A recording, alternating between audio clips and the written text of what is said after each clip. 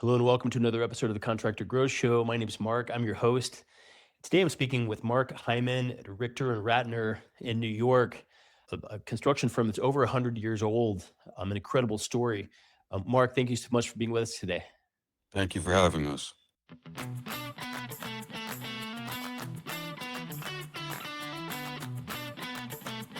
Yeah, so you guys are doing some incredible projects in the commercial space, working with schools, civic centers, museums, doing high-end finishes, high-profile projects.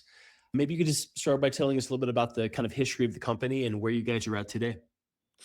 The company, when I bought it, which was 2006, was really mainly focused on retail and national. And they had done plenty of other projects along the way, but that was what they were known for. And I took one good look at that and how it started to evolve and said, we need to get out of this and get into other sectors.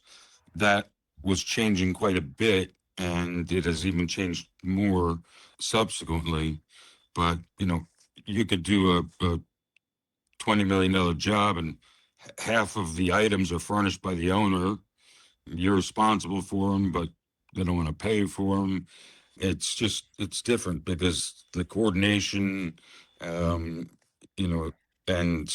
translating if it's overseas and trying to get replacement parts, it's all about speed, and especially with retailers. So we love fast track. We love complex, whether it's structurally complex or complex with finishes. And so it was a natural fit to get into like museums or working with, architects who really appreciated thinking out of the box and good quality. And we don't bid work for the most part unless on a case-by-case basis. So all of our work is construction management. Gotcha. Okay. And you guys have developed a unique system for having, zero change orders to maximize efficiency for architects and entire kind of project teams. You guys call this the T.E.A.R method, which stands for technical evaluation, analysis, and recommendation process. How are you guys able to sort of nail things down so well that you have, ultimately zero change orders in a project? Well, it's two different things. The fee, we don't put as a corporate policy a fee on change orders, if it happens within the time frame. The work that we do with T.E.A.R, which I lecture on, is really meant to collaborate with the architects, which doesn't happen in lump sum. So when you're getting into very technical constructability or means and methods or logistics or access or occupied spaces or phasing, we're hand in hand with them to make the process smoother. But the no fee on change orders started a while ago when I said, you know what? We're getting paid a fee to do a job in a duration. So if they add a carpet or they missed something and they changed it, why are we going to get more of a fee in that time frame? Unfortunately, how it's evolved is we used to get paid an overhead, which is everybody has fixed overhead costs. And now everyone is trying to negotiate your fee as if your overhead's in there and your overhead's more than your fee. So it's probably why a lot of people want to hang on to that fee on change orders, because they're not getting reimbursed for real costs and they have to make it up somehow. We're going to make it up with speed and efficiency, but it does need to be addressed because it's a tough business and we're all entitled to make a fair profit if we deliver properly. Amazing. And so you do all of your projects are cost of materials, is that right? It's cost plus with or without a GMP, a guaranteed maximum price. And these owners that are adamant about lump sum are so misled because a GMP is a cap, exactly what a lump sum is. So they know it's not just an open checkbook on a straight CM job. The difference is if we come under, we give that money back to the owner in lump sum. They want to get as much money savings to put in their pocket.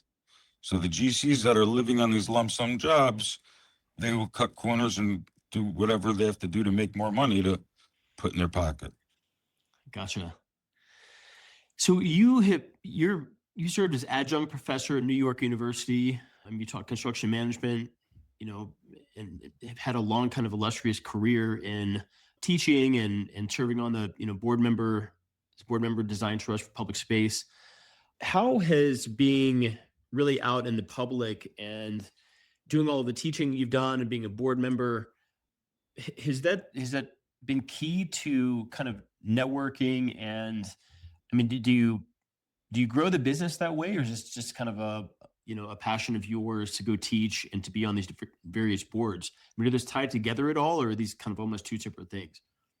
Well, there's a couple different things. The teaching was early on at NYU for a couple semesters, and boy, was I new in the field, and I don't even know exactly what I was talking about at that point. I think, but I sounded good. Now I lecture quite a bit, mainly to architects about T.E.A.R, which again, it's not something that we invented. It's more of an awareness. So architects know what they should be getting from a builder throughout the process. Okay. Yeah. Interesting. And then regarding the boards, I think they were very helpful in networking. There were, some really great boards, but I reached a point in my life where I needed to take care of me personally too. And, at the hours that I'm playing with in terms of getting pretty early, I like to get home early and try and work out and do other mental health things that are help me function better. Uh-huh. Amazing. And so, I mean, you guys have got 35 people in the team. I mean, you've been responsible for, $5 billion of projects.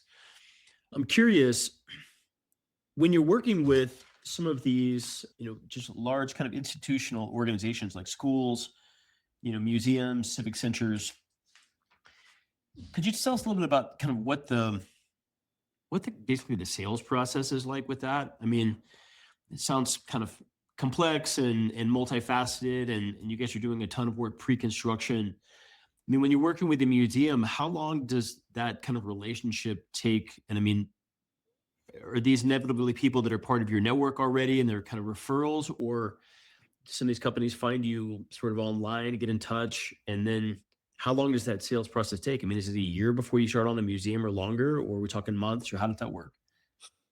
So there's a lot of questions there, but essentially we rely on our referrals for business.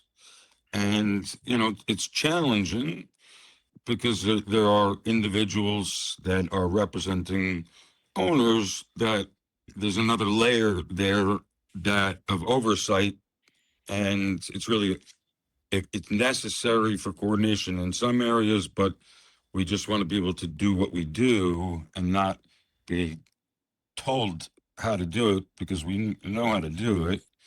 And it's like 92nd Street Y, which is a great job we're working on now. That reference for that job came from a rabbi from Central Synagogue who I initially met in 1999 when I was rebuilding it. And he later went on to marry me, and then we did work across the street, and we became close with the executive director and did some work for her. So you could see 20 something years went by, and he was, pleased to make an introduction and vouch for how we do business.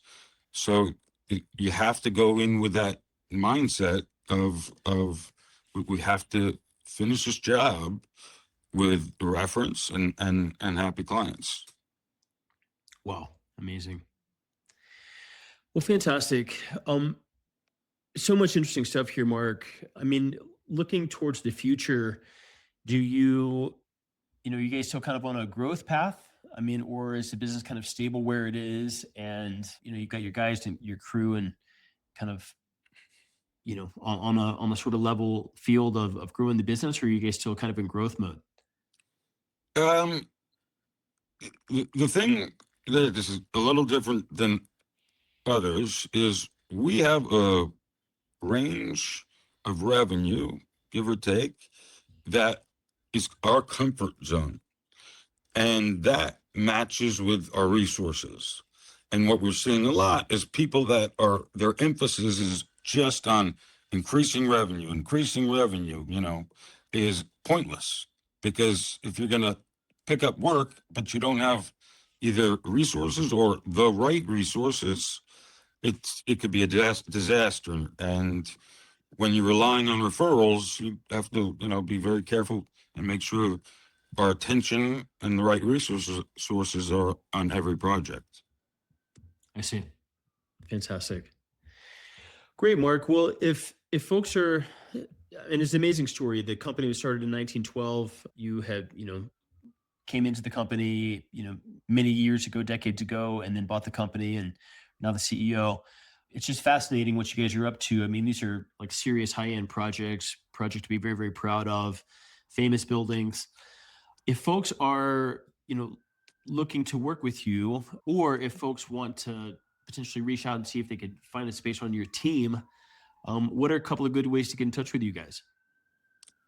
I mean, you could find us. All they have to do is they could find me on LinkedIn, but they can find the company online, or if we have a mutual friend, a contact, or a consultant. And, we love getting involved early with feasibility, even if there's no guarantee of the project, but that's really our passion is getting involved with the pre-construction, assuming they allow for it, because a lot of times they just want to push those drawings through so quick that we don't have a chance to even get into them and mark them up.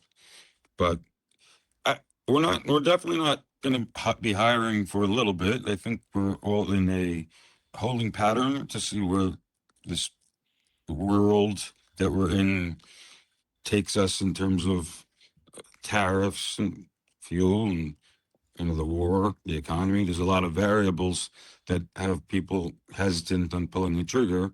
So it'll be interesting to see how it pans out. Gotcha. Okay, well, fantastic. If you want to reach out to, take a look at what Mark's doing, it's Marc Heiman on LinkedIn. It's MarCheiman. Or you can take a look at their website, which is Richter+Ratner.com. That's RICHTER, You can learn more about their T.E.A.R method, of how they are able to, start with the pre-construction phase and basically eliminate having to do change orders on these massive projects. Mark, thank you so much for being with us today and sharing your knowledge. It's very valuable. I know your time is very valuable, and we're honored to have you on the show. We'd love to stay in touch with you guys and see how things unfold here over the next couple of years. Thank you very much.